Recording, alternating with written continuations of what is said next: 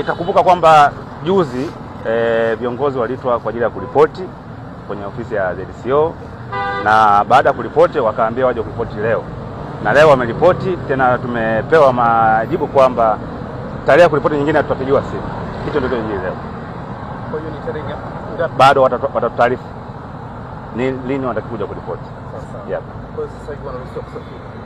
Sasa hilo ni jambo jingine, lakini mwisho wa siku ni kwamba wamesema wanatakiwa siku ya kuja kuripoti watatoa taarifa. Kwa kama wanaruhusa kusafiri, ni haki yao kusafiri. Hakuna zuio lolote wao kusafiri. Yes. Na Mheshimiwa Heche, swali moja la msingi. Baadhi ya wanachama wa Chadema wameripotiwa kwamba wameondoka ndani ya nchi. Labda idadi yao unafahamu, labda na hili mnalifahamu kama chama? Hatujafahamu. Lakini kweli kwamba sehemu inapokuwa hatarishi watu wanaweza kuuawa.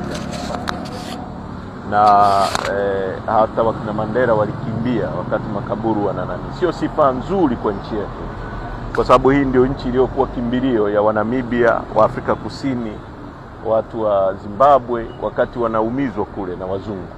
Sasa leo kama nchi yetu imefikia sehemu watu wanakimbia kwa sababu ya usalama wao, na ni prudent tu kwa sababu kuna watu wengi wamepotea, wengi sana, wakiwemo viongozi wakubwa kama Polepole ambaye amekuwa katibu mwenezi wa CCM.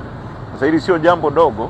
Kwa hiyo ndio maana tuna vikao ambapo tutajadili mambo yote kwa kina, na tutatoka na comprehensive report ya nini kimeendelea kabla ya uchaguzi, baada ya uchaguzi, na ni hatua gani kama chama tutachukua. Sasa Mheshimiwa Rais kesho anafungua bunge. Labda unadhani nini unatarajia kutoka kwake? Labda nini ambacho unatarajia kutoka kwake? Hakukuwa na uchaguzi nchi.